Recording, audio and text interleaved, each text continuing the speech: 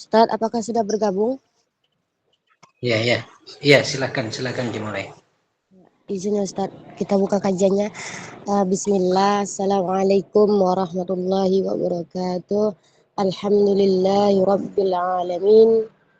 Wassalatu wassalamu ala asrafil anbiya wal mursalin. Sayyidina Muhammad ibni Abdillah.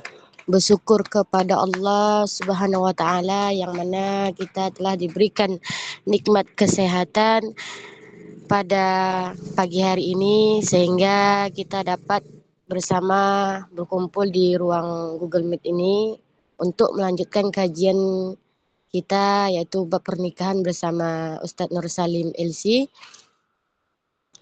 dan saya selaku moderator mengingatkan teman-teman semua untuk mengikhlaskan niat karena Allah Ta'ala agar kajian kita dapat lebih bermanfaat dan diridhoi oleh Allah Subhanahu wa Ta'ala. Berselawat kepada baginda Rasulullah sallallahu alaihi wasallam dengan mengucapkan Allahumma salli ala sayyidina Muhammad wa ala alihi wa sahbihi thayyibin at-tahirin. Dan saya selaku moderator mengingatkan kepada teman-teman semua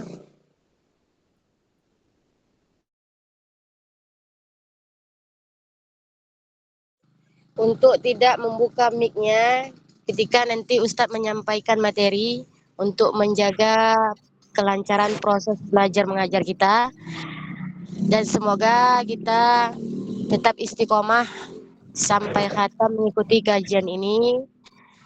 Mungkin itu saja yang saya sampaikan, selebihnya saya serahkan kepada Ustadz. Silakan Ustadz. Ya. Alhamdulillahirabbil alamin. Wa shallallahumma ala sayyidina Muhammadin wa ala alihi wa ashabihi thayyibin tahirin. Allahumma la sahla illa ma ja'altahu sahla wa anta ya hayyu ya qayyum taj'alul hazna idza syi'ta sahla. Allahumma rzuqnal ikhlasa fi niyyati wal qawli wal amal. Nukhlisun nawaya lillahi ta'ala. Kita akan melanjutkan kajian kita. Kita sekarang sudah sampai ke perkataan musannif rahimahullah, ma yuqalu lizzauji ba'da aqdin nikah. Jadi apa yang dikatakan kepada suami setelah akad pernikahan. Jadi bagaimana doa ketika setelah akad nikah, apa yang dibaca setelah akad nikah. Nah, ini yang akan kita bahas. Kita kemarin sudah menyelesaikan khutbah nikah dan kita sebutkan bahwasanya khutbah nikah itu hukumnya sunnah, dilaksanakan sebelum akad pernikahan, bisa dibaca oleh mempelai laki-laki, bisa dibaca oleh wali, ya kan? Nah, sekarang apa yang dikatakan setelah akad nikah kepada mempelai ini? Musannif rahimahullahu ta'ala, beliau mengatakan as-sunnatu an yuqala lahu, disunnahkan untuk mengatakan kepadanya, kepada seorang suami, disunahkan untuk mengatakan kepada seorang suami doa. Apa itu? Yaitu barakallahu lak, barakallahu lak, wa barakallahu alaik, wa jama'a bainakuma fi khair. Dikatakan apa artinya? Semoga Allah memberkahi kamu, semoga Allah memberkahi kalian, kamu, dan mengumpulkan kalian di dalam kebaikan. Nah, ini ya. Jadi itu yang kita semua tentu hafal ini ya. Barakallahu laka wa barakallahu alaika wa jama'a bainakuma fi khair. Wa jama'a bainakuma fi khair, gitu. Wa yustahabbu an yuqala, dan disunahkan untuk mengatakan likulli wahidin minaz zaujain, kepada setiap dari mempelai ini. Jadi dikatakan kepada mempelai laki-laki, juga dikatakan kepada apa? Dikatakan kepada mempelai perempuan. Dikatakan kepada mempelai laki-laki, juga dikatakan kepada siapa? Mempelai perempuan. Apa? Musannif mengatakan, barakallahu likulli wahidin minkuma fi sahibihi wa jama'a bainakuma fi khair. Jadi tadi dikatakan kepada mempelai laki-laki, barakallahu laka wa barakallahu alaika wa jama'a bainakuma fi khair, ya kan? Kemudian dikatakan setelahnya ke setiap mempelai apa? Barakallahu likulli wahidin minkuma fi sahibihi wa jama'a bainakuma fi khair. Jadi dikatakan ini kepada mempelai laki-laki, dikatakan ini kepada mempelai apa? Perempuan, ya kan? Masih. Nah,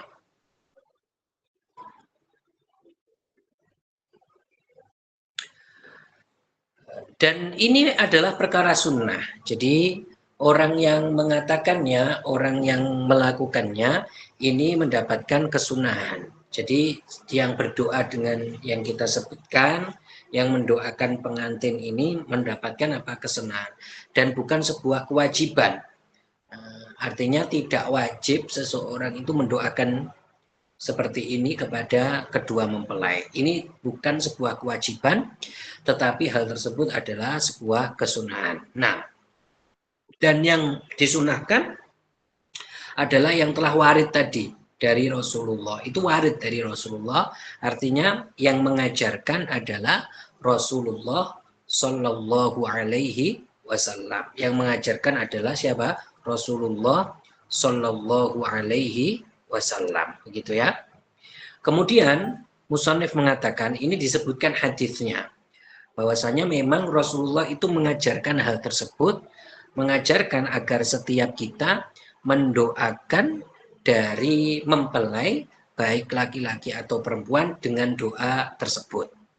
Rawa Abu Dawud, diriwayatkan oleh Abu Dawud, wa Tirmidzi dan At-Tirmidzi, wa Ibnu Majah dan Ibnu Majah, Ibnu Majah dan Ibnu Majah, wa ghairuhum dan selain mereka, selain Abu Dawud, selain Tirmidzi dan Ibnu Majah, an Abi Hurairah, dari Abu Hurairah radhiyallahu taala anhu, semoga Allah meridhai Abu Hurairah, annan nabiyya. Jadi kalau Abu Hurairah, kita mendoakan Abu Hurairah dan ibunya gitu. Itu ada hadisnya. Jadi ghafarallahu li Abi Hurairah wa ummihi. Jadi semoga Allah mengampuni Abu Hurairah dan ibunya. Nah, kita disunahkan seperti itu. Annan nabiyya sallallahu alaihi wasallam, bahwasanya Rasulullah sallallahu alaihi wasallam kana idza rafa'al insan, beliau kalau ada orang yang menikah, idza tazawwaja, artinya ketika ada yang menikah, beliau mengatakan apa? Barakallahu laka wa baraka alaika wa jama'a bainakuma fi khair. Barakallahu laka wa baraka alaika wa jama'a bainakuma fi khair. Nah, ini doanya. Barakallahu laka wa baraka alaika wa jama'a bainakuma fi khair. Qala Tirmidzi hadithun hasanun sahih. Al-Imam At-Tirmidzi mengatakan hadis tersebut adalah hasan sahih. Ya. Jadi diriwayatkan, ini ada riwayat Al-Imam An-Nasai, beliau meriwayatkan di dalam kitab Amalul Yaumi wal Lailah. Ibnu Majah dan selainnya meriwayatkan dari Hasan, bahwasanya Aqil ibnu Abi Thalib, siapa? Aqil ibnu Abi Thalibin, beliau itu menikah dengan seorang perempuan. Jadi siapa namanya? Aqil ibnu Abi Thalibin, beliau menikah dengan seorang perempuan. Kemudian ada yang mendoakan. Setelah itu ada yang mendoakannya, atau ada yang mengatakan kepada beliau, kepada Aqil ibni Abi Thalibin, apa?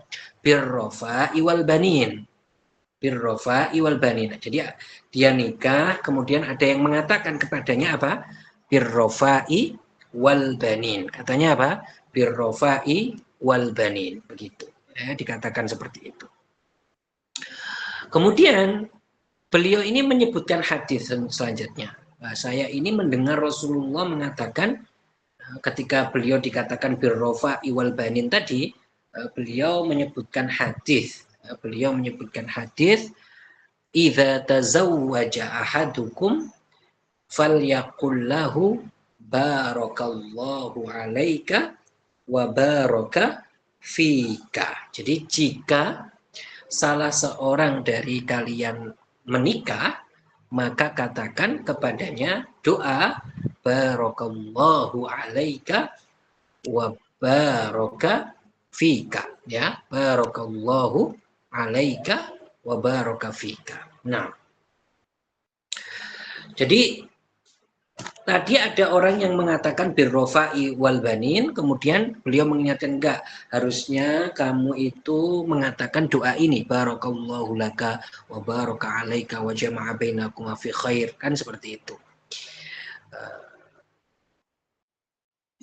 Jadi mengingatkan hadis ini kepada yang mengatakan tadi. Yang mengatakan itu mengatakan birrofa'i wal banin. Birrofa'i wal banin. Rofa itu artinya memperbaiki.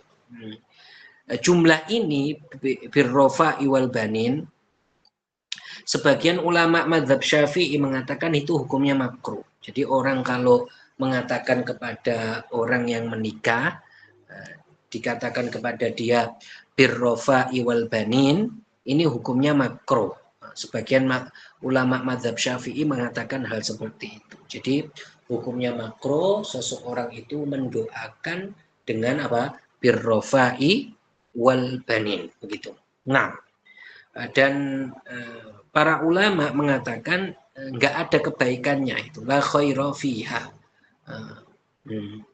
Seperti Al-Imam Al-Imrani, beliau mengatakan di kitab Al-Bayan, kemudian kitab Al-Majmu' An-Nawawi juga menyebutkannya, kemudian Syekh Zakaria Al-Ansari menyebutkan dalam Asnal Matalib dan Al-Ghurarul Bahiyah, itu beliau menyebutkan hal ini. Beliau juga menyebutkan di dalam Asy-Syirbini, beliau menyebutkan di dalam Mughnil Muhtaj. Jadi siapa tadi? Al-Imrani menyebutkan di dalam kitab Al-Bayan, Al-Imam An-Nawawi menyebutkan di dalam kitab Al-Majmu' dan Raudhah juga. Kemudian Al-Imam, kemudian Syekh Zakaria Al-Ansari, beliau mengatakan di kitab Al-Ghurar Al-Bahiyah, kemudian Asy-Syirbini mengatakan di dalam Mughnil Muhtaj, begitu. Bahwasanya kalau orang mengatakan birrofa'i wal banin itu enggak ada nilai kebaikannya. Jadi kalau mau mendoakan ya tadi barakallahu laka wa baraka alaika wa jama'a bainakuma fi khair, karena doa itu warid ya, doa itu adalah doa yang warid. Nah, seperti hadis yang kita sebutkan tadi, Baihaqi meriwayatkan dan selainnya dari Abu Hurairah bahwasanya Rasulullah Shallallahu Alaihi Wasallam ketika ada orang yang menikah, beliau mengatakan barakallahu laka wa jama'a bainakuma fi khair. Barakallahu laka wa jama'a bainakuma fi khair. Sekarang kita akan membahas babu ma yaqulu indal bina'i bizauji. Apa yang dikatakan, doa apa yang dikatakan ketika seseorang menjima istrinya. Nah, ini penting. Jadi setiap dari kita, baik itu perempuan, ya perempuan berarti dia itu apa? Mengingatkan suaminya untuk berdoa atau berdoa dengan doa ini, begitu ya. Berdoa dengan doa yang kita akan sebutkan, begitu. Nah, tapi sebelum itu ya, sebelum kita akan membacakan doa yang digunakan atau dibaca ketika seseorang menjima istrinya, ketika setelah akad itu kan disunahkan membaca doa juga. Jadi ketika sudah akad, suami ini disunahkan membaca doa. Ini diriwayatkan oleh Al-Imam An-Nasai di dalam kitab Al-Yaum, di dalam kitab Amalul Yaumi wal Lailah. Bahwasanya Imam An-Nasai, Imam Tabarani dari Abdullah ibnu Amr mengatakan Rasulullah bersabda, jadi hadis ya, dalilnya hadis, Rasulullah mengatakan idza tazawwaja ahadukum imra'atan, idza tazawwaja ahadukum ra'atan falyakhudh binasiyatiha wal yaqul Allahumma inni as'aluka min khairiha wa khairi ma jubilat alaihi wa a'udzubika min syarriha wa syarri ma jubilat alaihi. Jadi Rasulullah mengatakan, beliau mengatakan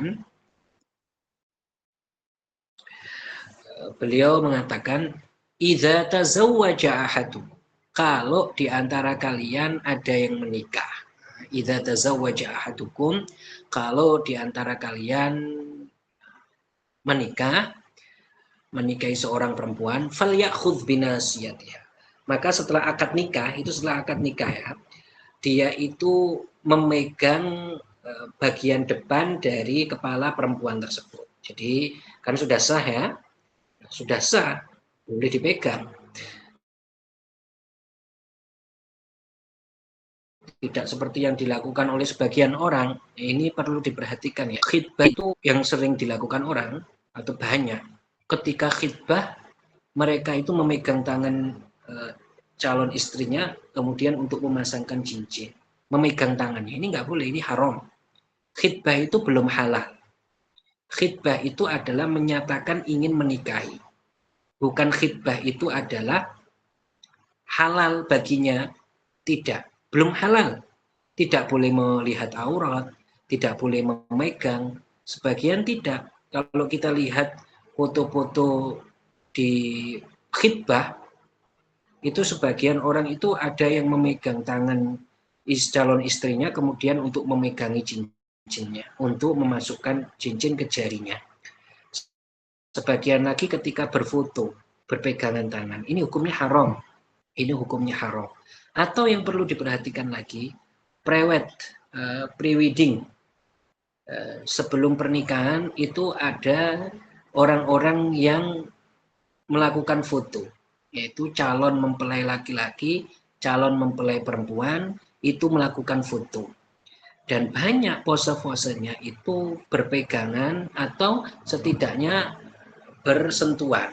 Ini hukumnya haram, bersentuhan. Bersentuhan kulit itu hukumnya apa? Hukumnya haram.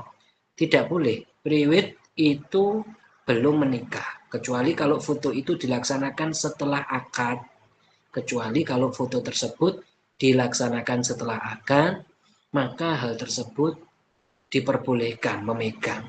Jadi kalau selama belum akad, maka tidak boleh berpegangan. Dan ini banyak yang melakukan. Kalau kita lihat foto-foto di Instagram, kalau kita lihat foto-foto di Facebook, maka kita lihat foto-foto lamaran itu mereka berpegangan tangan atau mereka bersalaman. Nah, ini tidak boleh, ini haram ya. Makanya saya tegaskan, khitbah atau sebelum nikah itu prosesi di dalam syarak bukan untuk menghalalkan hubungan keduanya, tetapi adalah dalam rangka untuk menyatakan bahwasanya dia akan dinikahi oleh laki-laki tersebut. Bukan ini menjadi halal dengan khitbah, bukan. Jadi bukan karena khitbah seseorang menjadi halal. Artinya halal boleh dipegang, atau kalau foto boleh berpegangan tangan. Ini tidak boleh, ini hukumnya haram ini. Ini hukumnya haram. Gitu, Atau melihat aurat itu juga tidak diperbolehkan. Begitu. Melihat aurat itu juga tidak diperbolehkan. Ya, teman-teman dimatikan mikrofonnya. Admin silakan dimatikan mikrofon teman-teman yang masih nyala. Nah. Ya, seperti itu. Dan itu banyak terjadi seperti itu. Makanya saya peringatkan bahwasanya hal tersebut haram hukumnya haram. Kemudian yang di sini doa ini yang saya bacakan ini adalah ketika akad. Jadi ketika akad itu sudah sah, boleh memegang, boleh pegangan tangan. Makanya dianjurkan ketika seseorang sudah akad ya, sudah mengatakan bahwasanya qabil tu nikahaha wa tazwijaha, walinya sudah mengatakan zawajtuka binti fulanata ala mahrin qadruhu kadza wa kadza. Jadi saya nikahkan kamu dengan anak saya bernama Fulanah dengan mahar yang seukuran sekian. Kemudian suaminya mengatakan qabil tu ziwajaha ala hadzal mahar. Saya terima nikahnya dengan mahar ini. Dengan hadirnya dua saksi yang adil, maka ini sudah dikatakan menikah. Ini sudah dikatakan menikah. Nah, kalau seperti itu disunahkan, kepala perempuan oleh suaminya ini dipegang. Ini yang disunahkan ya. Kepala yang bagian depan ini dipegang, kepala yang bagian depan ini dipegang, kemudian suaminya itu berdoa ketika memegangi kepala sang istri bagian depan, dia ini berdoa, bagaimana doanya? Allahumma inni as'aluka min khairiha wa khairi ma jubilat alaihi wa a'udzubika min syarriha wa syarri ma jubilat alaihi. Saya tuliskan nanti grup ya. Jadi doanya bagaimana? Doanya Allahumma, ini ketika memegangi kepala perempuan setelah akad. Allahumma inni as'aluka, saya tuliskan di grup, Allahumma inni as'aluka min khairiha wa khairi ma jubilat jubilat ya, kalian harokati nanti kalau nulis majubilat alaihi. Ini sunnah ya. Wa a'udzu bika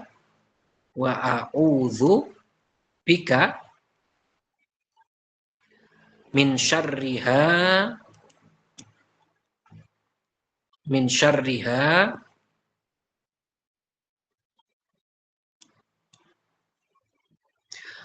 wa syarri ma jubilat alaihi. Wa syarri ma jubilat alaihi. Gitu. Jadi doanya saya tuliskan di grup. Allahumma inni as'aluka min khairiha wa khairi ma jubilat alaihi wa a'udzu bika min syarriha wa syarri ma jubilat alaihi. Jadi ini doanya sunnah ketika dibaca kapan? Ketika memegang kepala bagian depan dari istri, dari seorang istri. Nah, begitu.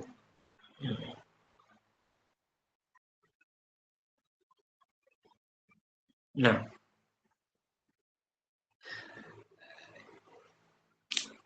majubilat alaihi itu artinya bahwasanya ya Allah, saya memohon kepadamu, saya meminta kepadamu min khairiha, dari kebaikan untuk perempuan ini, wa khairi ma jubilat alaihi.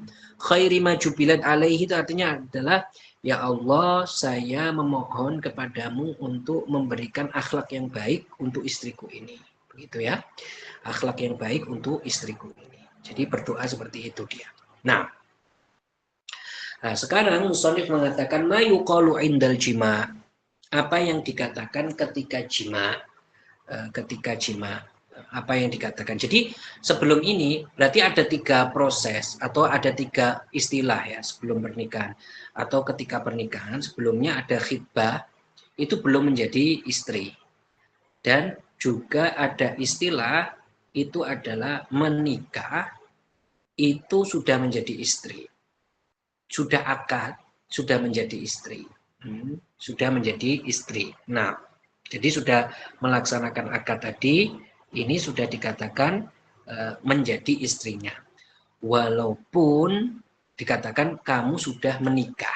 Nah, kalau seperti ini sudah dikatakan apa? Kamu sudah menikah, walaupun laki-laki ini belum membawa istrinya ini ke rumahnya. Dia kan sudah memiliki rumah, misalkan belum membawa istrinya ke rumahnya, tetapi ini sudah dikatakan kamu sudah menikah karena sudah melaksanakan apa? Akad, walaupun belum membawa istrinya ke rumahnya. Ya, ini sudah dikatakan apa? Akad.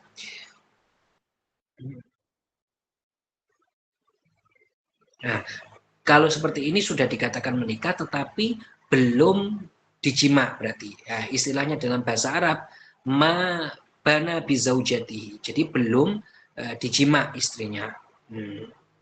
Ketika dijima atau ketika sudah diambil atau sudah diambil dari keluarganya kemudian dibawa ke rumahnya dan dijima, ini namanya bana alaihi. Istilah ya, istilah dalam fikih itu. Bana alaihi namanya. Nah, sekarang apa doa yang dibaca ketika jima? Nah, ini penting. Apa doa yang nanti kita akan sebutkan adab-adab seseorang menjima istri. Jadi menjima istri itu memiliki adab. Hal tersebut itu halal tetapi memiliki adab.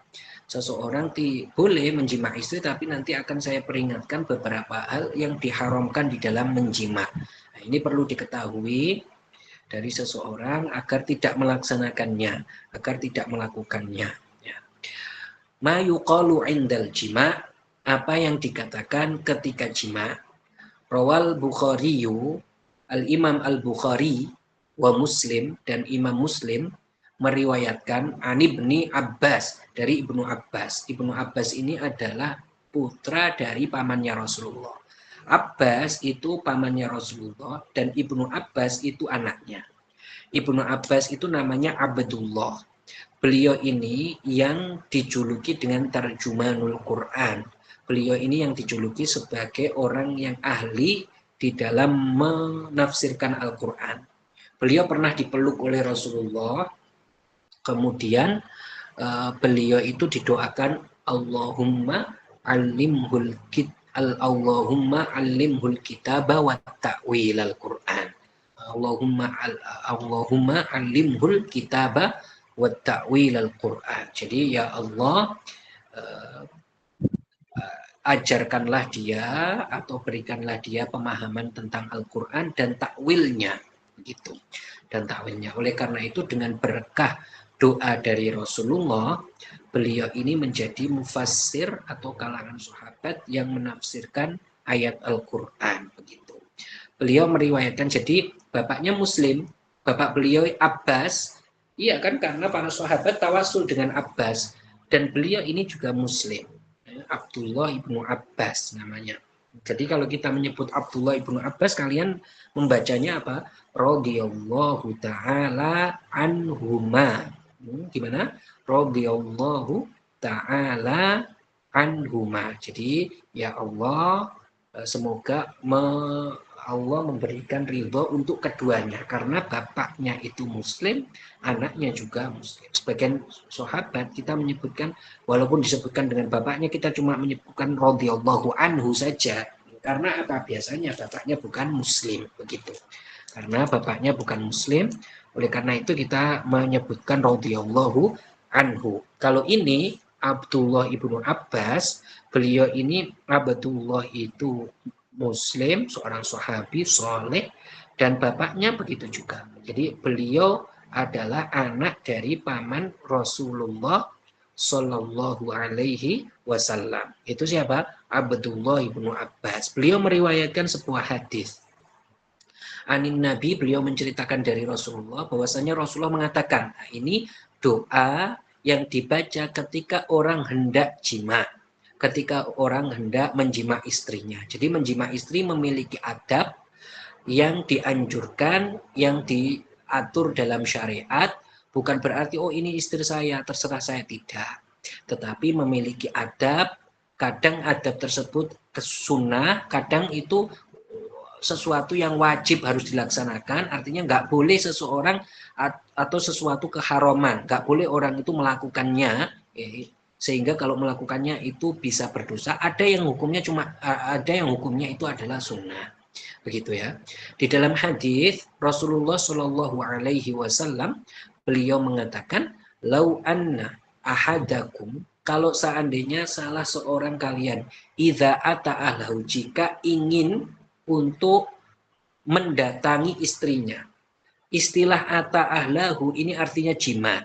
Jika seorang suami ingin menjima istrinya. Nah, jika seorang suami ingin menjima siapa? Istrinya, ya kan? Ini fiilnya madhi kalau kita lihat, tapi artinya akan. Jadi banyak istilah dalam bahasa Arab walaupun fiil madhi itu artinya akan, banyak sekali. Salah satunya adalah hadis ini. Kita artikan akan karena memang ada hadis lain, riwayat lain. Kalau riwayat ini kan riwayatnya Bukhari dan riwayat siapa? Muslim. Dari siapa tadi? Dari Ibnu Abbas, ya kan? Tetapi ada riwayat lain yaitu riwayat Abu Dawud dan selainnya, bunyi lafadznya tidak begini. Lafadznya itu bunyinya lau anna ahadakum idza arada an ya'tiya ahlahu. Jadi kalau di antara kalian ingin untuk menjima istrinya, berarti hadis ini yaitu riwayat yang kedua yang diriwayatkan oleh Abu Dawud itu sebagai penafsiran dari hadis yang diriwayatkan oleh Al-Bukhari dan Muslim. Berarti artinya idza ata ahlahu itu artinya adalah jika menginginkan untuk menjima. Jadi fi'il madhi tapi bentuknya fi'il madhi tapi artinya akan. Kenapa kalau kita artikan akan? Karena ada hadis lain yang di situ disebutkan akan, aroda akan. Gitu. Jadi doa ini maksud saya tegaskan akan, kata akan ini saya tegaskan, doa ini dibaca ketika mau menjima. Bukan doanya disunahkan setelah jima, bukan, tetapi ketika mau berhubungan suami istri, doa ini dibaca. Nanti ada yang tanya misalkan kan ini lafadznya madhi Ustadz, iya madhi tetapi artinya akan. Banyak sekali lafadz di dalam bahasa Arab madhi tapi artinya akan. Saya contohkan beberapa ayat, misalkan di dalam ayat Al-Quran disebutkan ya ayyuhalladzina amanu idza aradtumul qiyama ilas sholat faghsilu wujuhakum wa aydiyakum ilal marafiqi wamsahu biru'usikum wa arjulakum ilal ka'bain, ya kan? Di situ kan disebutkan ya ayyuhalladzina amanu idza aradtumul qiyam. Jadi wahai orang-orang yang beriman, jika kalian itu ingin untuk idza kumtum, ya, bukan idza aradtum. Ya ayyuhalladzina amanu idza kumtum ila shalah. Nah, jadi lafadznya idza kumtum ila shalah. Wahai orang-orang yang beriman, jika kalian kumtum. Kumtum itu kan fi'il madhi. Dari qama yaqumu. Jika kalian mau, tapi artinya akan mau untuk sholat maka berwudulah, begitu. Jadi ya ayyuhalladzina amanu idza kumtum ila sholati. Jadi lafadznya kumtum tetapi maknanya apa? Akan. Lafadznya madhi tapi maknanya itu akan di sini. Jadi kalian kalau wudu itu ketika akan sholat, bukan wudu setelah sholat. Meskipun lafadznya madhi. Nah, kita kan kalau belajar madhi itu artinya telah, ya kan? Tetapi tidak semua. Kadang dilafadzkan madhi tapi artinya akan karena ada faidahnya. Faidahnya misalkan litahaqquqi husuli fi'lihi, karena memang benar-benar terjadi atau akan terjadi gitu. Misalkan di dalam Al-Quran juga disebutkan idza qara'tumul Qur'an fasta'iz billahi minasyaitonir rajim. Idza qara'tum, ini kan fi'il madhi. Fi'il madhi, jika kamu mau membaca Al-Quran, kamu mengatakan a'udzu billahi minasyaitonir rajim. Artinya apa? Jika kamu mau membaca Al-Qur'an, begitu. Bukan artinya kamu telah membaca Al-Qur'an kemudian mengatakan a'udzubillah. Nah, ini menurut penafsiran ini seperti itu. Menurut pendapat ini seperti itu. Jadi bagaimana? Jadi hadis ini artinya adalah akan. Kalau kamu mau menjima istrimu, kalau kamu mau mendatangi istrimu, ata ahlahu itu artinya istri, bukan ata itu kan datang, ahlahu artinya keluarga, artinya istri. Itu sudah penyebutan yang artinya adalah istri. Jadi jika kamu mau menjima istrimu, maka kata Rasulullah katakan Bismillah. Nah, ini dihafalkan doanya ya. Bismillah. Allahumma jannibna syaitan wa jannibna syaitana ma razaqtana faqudhiya bainahuma walam yadurrahu. Jadi dia doanya apa? Bismillah, Allahumma jannibna syaitan, ya Allah jauhkanlah kami dari syaitan. Wa jannibna syaitan ma razaqtana. Jadi jauhkanlah anak kami yang itu adalah rezeki darimu dari syaitan. Kemudian apa kata Rasulullah kalau orang membaca ini sebelum jima, kata Rasulullah apa? Faqudhiya bainahuma waladun, maka mereka akan mendapatkan seorang anak lam yadurrah, yang tidak bisa atau tidak disakiti oleh jin. Nah, dalam riwayat lain ada riwayat Bukhari, ini kan riwayat Bukhari dan Muslim lafadznya seperti itu. Kalau riwayat Bukhari itu lam yadurrahu syaitonun abada, maka anak ini tidak akan apa? Diganggu, tidak akan disakiti oleh syaiton, oleh setan gitu. Seperti itu. Seperti itu. Jadi ini disunahkan. Jadi sebelum jima disunahkan. Ini kapan? Ketika membacanya, ketika sebelum jima, ketika melepas baju, ya. Ketika mulai melepas baju, maka dia membaca doa ini. Maka kalau dia membaca doa ini, doa yang saya bacakan tadi, maka orang ini ketika direzeki atau diberikan anak, anaknya itu tidak akan diganggu, tidak akan disakiti oleh syaitan. Gitu. Nah, sebagian orang ada kisahnya membaca doa ini. Jadi kemudian dia itu diberikan seorang anak. Subhanallah. Ketika anak ini lahir, kan biasanya anak lahir kan umumnya anak itu apa? Menangis, ya kan? Menangis. Tetapi ketika itu anaknya tidak menangis. Bapaknya ini atau orang-orang di sekitarnya itu mengatakan kepada bapaknya, lihat anak kamu ini kok nggak menangis. Kayak anak kamu ini mati. Dikira itu anaknya mati. Kemudian setelah digendong ternyata tidak mati, bergerak biasa saja, memang tidak menangis. Subhanallah. Bukan bisu juga, bukan apa, tapi memang seperti itu, tidak menangis. Nah, kemudian saya akan menyebutkan adab-adab seorang istri dan suami, terutama di dalam jima ya, atau di dalam hubungan secara umum. Gini ya, seorang istri itu memiliki hak untuk mendapatkan perlakuan yang baik. Artinya dia itu harus memiliki, atau dia itu tidak diperlakukan dengan buruk. Begitu juga sebaliknya. Berarti keduanya itu saling saling mengasihi, saling menyayangi, dan saling lemah lembut, begitu. Maka suami itu harus memperhatikan ini. Jadi bagaimana dia itu memperlakukan istrinya, tentunya dengan dengan perbuatan yang baik.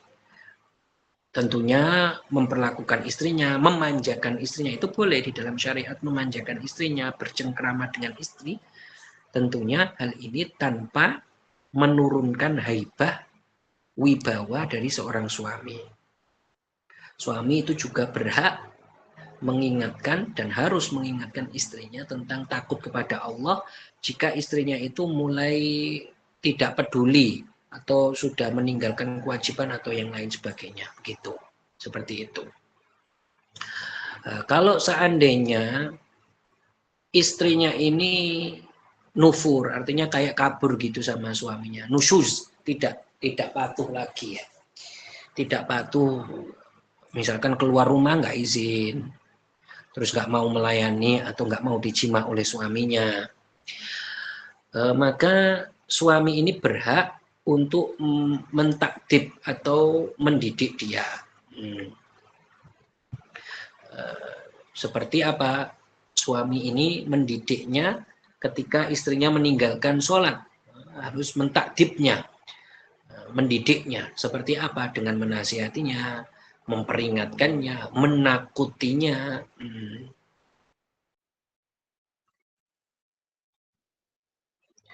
Kalau tidak, misalkan, boleh suami ini mengancam, kamu kalau tidak mau sholat, kamu kalau meninggalkan sholat, saya akan nggak ngomong sama kamu. Ini boleh, seperti itu boleh. Padahal dia di rumah tapi nggak ngomong sama dia itu boleh. Karena apa? Karena dalam rangka untuk apa? Untuk mentakdib. Nah, untuk mentakdib, untuk memberikan pendidikan kepada istri. Ketika istri meninggalkan sholat, ketika istri itu. Jadi suami itu punya tanggung jawab. Jadi bukan dia itu, sudah istri saya yang penting mau dijima. Bukan seperti itu. Kalau istrinya nggak mau melaksanakan kewajiban, seperti sholat, wajib suami untuk menyuruhnya apa? Untuk sholat. Begitu. Kalau tidak boleh diancam. Kamu kalau nggak mau sholat, kamu kalau tetap meninggalkan kewajiban, saya nggak mau ngomong sama kamu, saya nggak mau menjawab salammu. Bisa diancam seperti itu, boleh. Kalau misalkan dia tetap seperti itu dan terjadi perselisihan di antara keduanya, maka bisa keduanya itu mengutus dua hakim untuk membenahi hubungan keduanya, bisa untuk membenahi hubungan keduanya. Nah, begitu. Di antara itu ya yang perlu diperhatikan seperti itu. Istri itu kan keluar rumah, kalau itu rumah suaminya, dia harus izin suami. Izin itu mengetahui bahwasanya suami kalau dia ini sedang keluar atau dia keluar. Begitu juga dia nggak boleh istri itu memasukkan orang kecuali dengan seizin suami, memasukkan orang ke dalam rumah, gitu ya, dan lain sebagainya. Nah, di antara adab seseorang berjima adalah tadi membaca doa tadi, kemudian mereka itu saat telanjang, tetapi dengan menggunakan selimut ya. Jadi mereka berselimut kemudian telanjang seperti itu. Dan tempatnya itu sepi, artinya dipastikan tidak ada selain mereka berdua, begitu. Tidak boleh atau tidak bisa di antara adabnya misalkan ada anaknya di situ, enggak ya, tetapi di tempat yang memang enggak ada selain mereka berdua, ini termasuk adab. Kemudian di antara adabnya juga seorang suami itu harus memperlakukan istrinya ketika menjima ini dengan lemah lembut. Ketika mukaddimahnya sebelum menjimanya, ketika memeluknya dengan lemah lembut, menciumnya juga begitu, begitu. Kemudian ketika menjimanya, sebelum menjima tadi berdoa apa? Allahumma jannibna syaitan wa jannibis syaitana ma razaqtana. Begitu, kemudian melangsungkan jima, dan dia itu, ini yang dianjurkan ya, dia harus memiliki keinginan untuk menjima istrinya setiap 4 hari sekali. Setiap 4 hari sekali. Walaupun itu sudah pengantin lawas, sudah lama menikah, itu sunnahnya 4 hari sekali. Dia memiliki keinginan seperti itu. Memiliki keinginan saya akan menjima istri saya 4 hari sekali. Begitu. Kemudian kalau memang dia lagi semangat bisa lebih sering, tetap kalau kalau misalkan lagi perlu butuh bisa lebih dari 4 hari sekali. Kalau misalkan dia itu lagi capek dan lain sebagainya atau tidak butuh, boleh mengurangi dari 4 hari sekali. Boleh ini ya, bukan wajib. Maksudnya perkara ini bukan wajib, sesuai kebutuhan begitu. Tetapi dia berniat saya akan menjima istri saya 4 hari sekali. Nah, nanti tinggal dalam hatinya ngomong seperti itu. Nah, nanti tinggal dilihat kondisi dia. Apakah kondisi saya ini memungkinkan 4 hari sekali? Misalkan kalau nggak butuh ya bisa seminggu sekali. Sebulan sekali atau sebulan 2 kali dan lain sebagainya sesuai kebutuhan. Kalau dia butuh maka bisa lebih sering dari 4 hari sekali, sehari sekali, 2 hari sekali dan lain sebagainya ya. Ini sebuah aturan saja, bukan sesuatu yang wajib. Tetapi yang perlu saya ingatkan, dia itu berniat di dalam hatinya untuk menjima istrinya berapa? 4 hari sekali. Nah, kemudian yang perlu diperhatikan adalah tidak menjima istrinya di duburnya. Ini namanya haram, ini perbuatan haram. Tidak boleh menjima dubur, artinya memasukkan kubulnya ke dubur istrinya, ini hukumnya haram. Hukumnya haram. Memasukkan ke duburnya, bukan memasukkan ke farjinya kemudian dia dari belakang, bukan itu, tetapi memang dia itu memasukkan kubulnya ke dubur. Ini hukumnya haram ya, dan banyak orang yang tidak tahu ini. Ini hukumnya haram, itu hukumnya adalah haram. Sedangkan kalau dia mau dari belakang tetapi masuknya tetap ke kubul, masuknya tetap ke farji, itu diperbolehkan. Tetapi yang tidak boleh itu memasukkan zakar dia ke dubur. Ini yang tidak diperbolehkan, ini hukumnya haram, itu hukumnya haram. Begitu. Nah, itu ya, diantara adab-adab menjima istri. Kemudian ketika istrinya melahirkan, dia tetap harus berlemah lembut kepada istrinya. Tetap menegarkan istrinya, tetap menegarkan istrinya, menguatkan istrinya, kan ini istrinya melahirkan ya, dan tidak menampakkan ekspresi kesedihan ketika misalnya anaknya ini perempuan atau anaknya tidak sesuai keinginan dia. Misalkan dia menginginkan anak laki-laki, kemudian yang lahir perempuan, kemudian dia menampakkan kesedihan di depan wajah istrinya. Ini tidak sesuai adab yang diajarkan. Nah, tetapi tidak, dia itu tetap senang. Apapun anaknya, jenis kelaminnya apa, baik laki-laki atau perempuan, dia tetap menampakkan menampakkan rasa senang. Jadi kebanyakan orang atau orang-orang kebiasaan orang Beirut, ketika mereka itu memiliki anak perempuan, yang lahir itu perempuan, mereka sedih. Nah, ini enggak seperti itu, dan jangan ditampakkan di depan istrinya seperti itu, tidak sesuai adabnya gitu. Seperti itu. USG itu hanya dugaan. USG itu dugaan, bukan yakin itu. Menduga saja. Ya, menurut dugaan itu laki-laki, menurut dugaan perempuan. Sedangkan yang tahu laki-laki dan perempuan itu Allah Ta'ala. USG hanya menduga saja, nggak pasti, itu bukan pasti.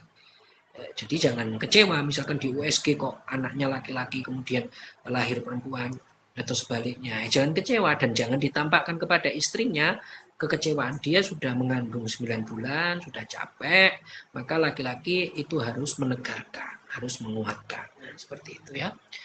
Insya Allah kita akan lanjutkan pertemuan berikutnya. Kita akan membahas pertemuan berikutnya apa yang dikatakan ketika melahirkan. Ya. Terus kemudian kita akan membahas juga masih ringan-ringan semua ya pembahasan kita. Kita akan membahas mahram setelah itu. Ini penting ya. Mahram itu orang yang haram untuk dinikahi siapa saja. Ini minggu depan kita akan bahas itu insya Allah Ta'ala. Siapa saja yang haram dinikahi, insya Allah kita akan bahas. Dan ini penting ya. Ini penting. Nah, siapa yang punya pertanyaan? Saya kira 2 pertanyaan. Nanti kalau ada yang lebih pertanyaannya dijabarkan ke saya saja. Ya, silakan.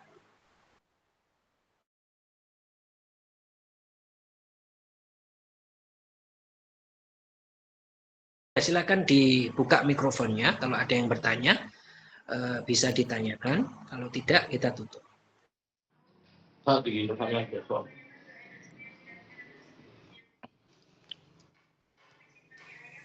Baik, silakan jika ada yang mau bertanya. Bisa dengan menulisnya di kolom chat atau bertanya langsung dengan membuka mikrofonnya. Silakan.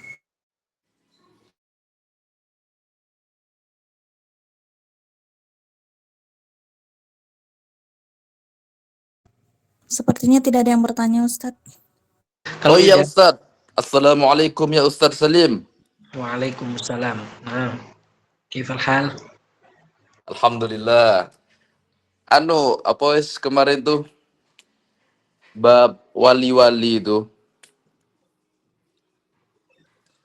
Ya, itu kan gak boleh diloncat-loncat kan sesuai urutan itu ya, ya. wali-wali nikah. Iya. Lah terus itu contohnya seperti apa misalnya yang kalau boleh diloncati Boleh kayak diloncat misalnya ketika misalkan bapak ya, ya bapaknya diloncat. fasik. Misalkan bapaknya fasik atau bapaknya kafir, maka bisa ke kakeknya. Begitu seterusnya. Kalau tidak memenuhi persyaratan boleh diloncat.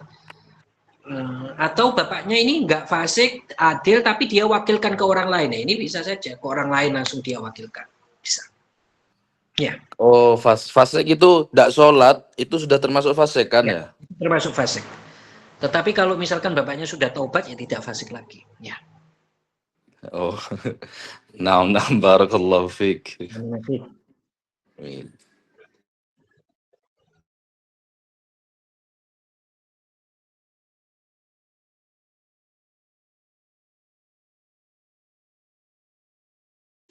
Iya, ya.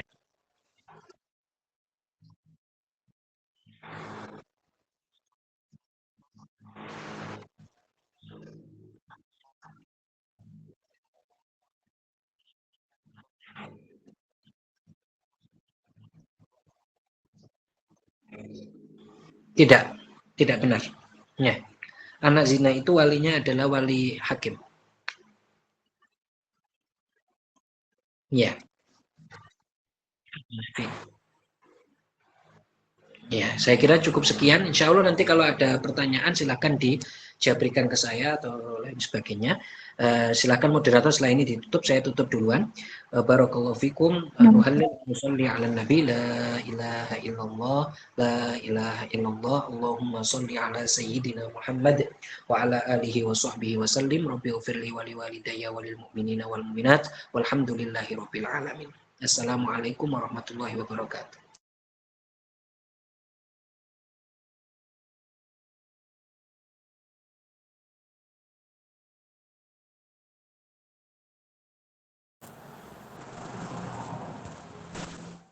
Baik, terima kasih banyak kepada Ustadz dan juga kepada teman-teman semua. Semoga apa yang kita dapatkan pada hari ini bisa bermanfaat bagi kita semua, baik dunia maupun akhirat.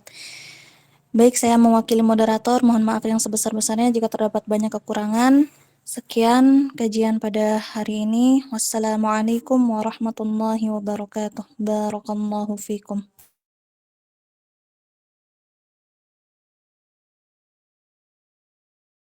Waalaikumsalam.